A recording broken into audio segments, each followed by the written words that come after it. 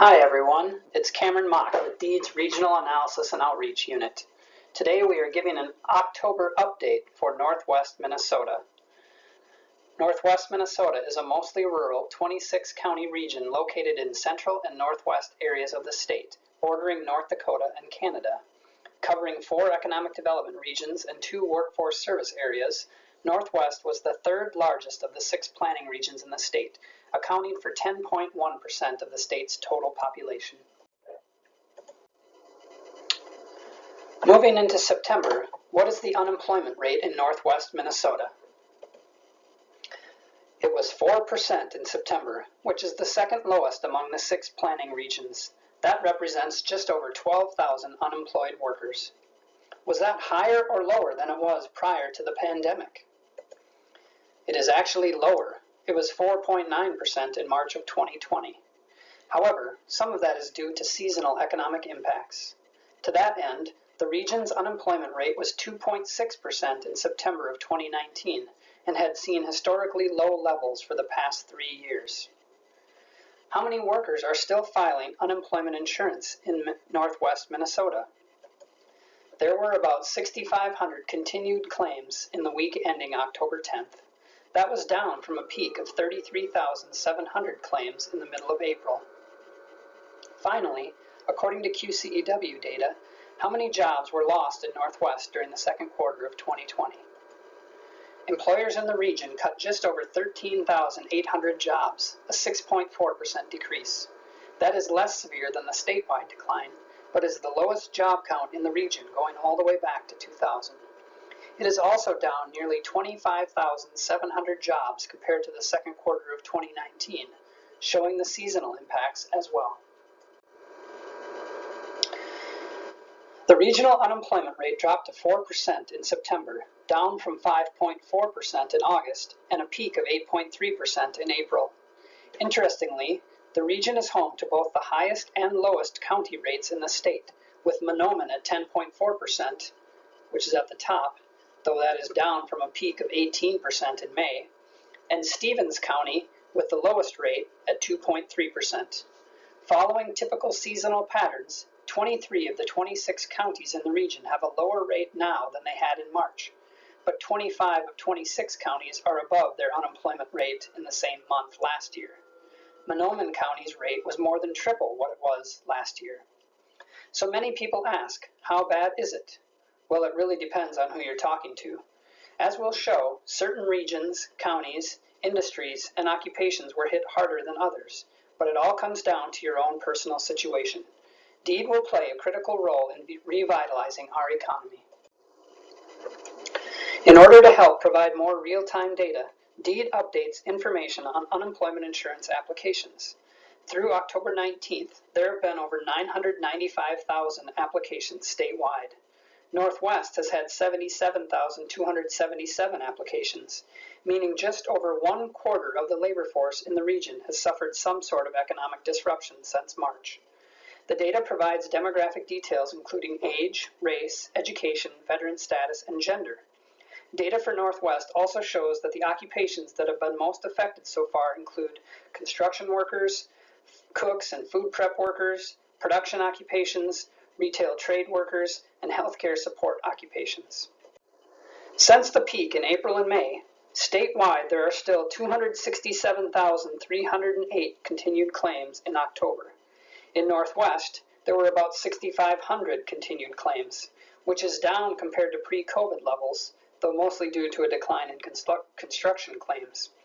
However, it is still much higher than last year at this time. There were only 1,760 continued claims last October.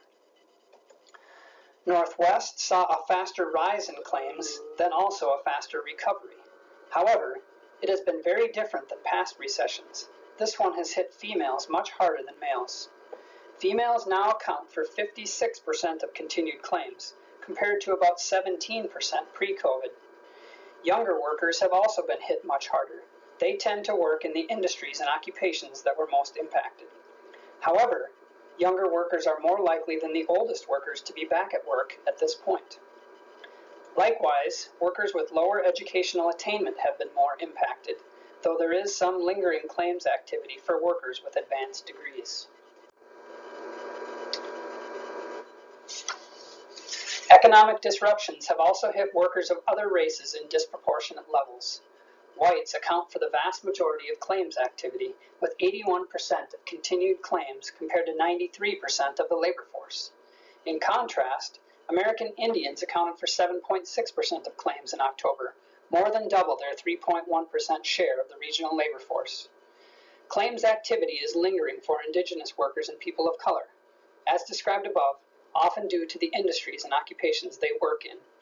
Unfortunately, this has caused unemployment rates by race to diverge over the summer, undoing gains made in recent years across all race groups.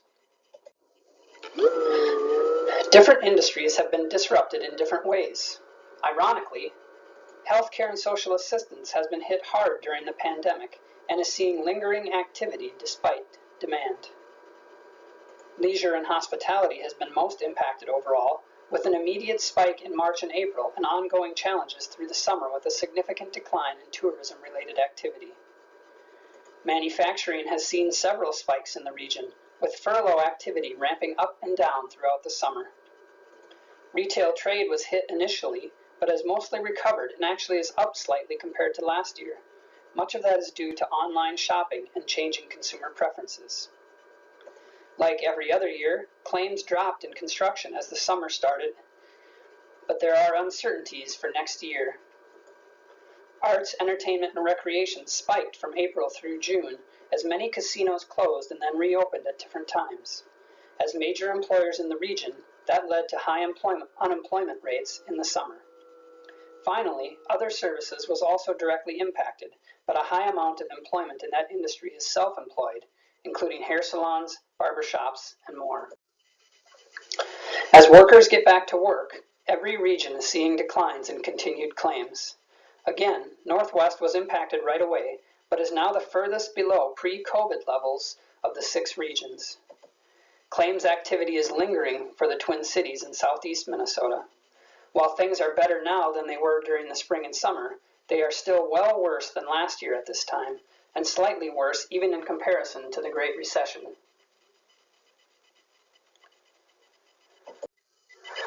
Second quarter employment data was released in October, showing the extent of the pandemic recession damage. In sum, Northwest employers cut 13,800 jobs, a 6.4% decline. That was less severe than the statewide drop, but still significant.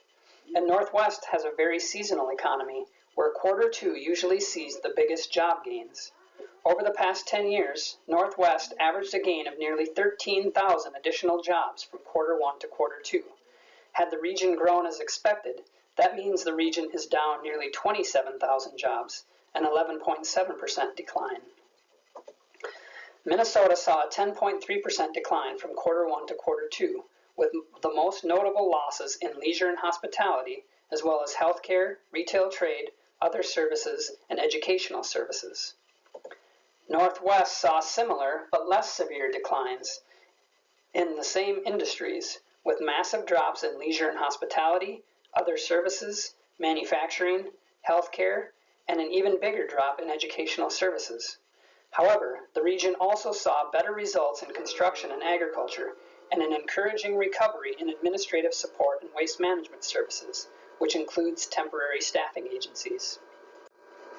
Despite the job losses, there is still a lot of hiring demand in Northwest Minnesota.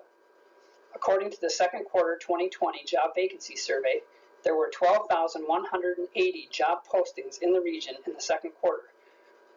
That was down only about 1,000 postings compared to last year, a much smaller decline than other regions experienced. The largest number of vacancies are in retail trade, healthcare, and accommodation and food services, suggesting there may be some difficulties drawing workers back in with this level of uncertainty. The jobs in highest demand include registered nurses, nursing assistants, and personal care aides, truck drivers, software developers, and customer service representatives, retail sales workers, and production occupations. CareerForceMN.com has been sharing this information with job seekers through a series of press releases and a dedicated top 30 occupations in demand page on the website. This should be helpful for workers who are waiting on UI or are moving from a temporary layoff to permanent. They can find jobs in demand using the same skills they had from their old jobs, but in a new setting. This could include using customer service skills in healthcare instead of food serving, or even include new training to become a software developer or truck driver. For more information, please reach out to DEED's Regional Analysis and Outreach Unit. Go to www.mn.gov/deed/data for additional details on the state of the economy. Thanks.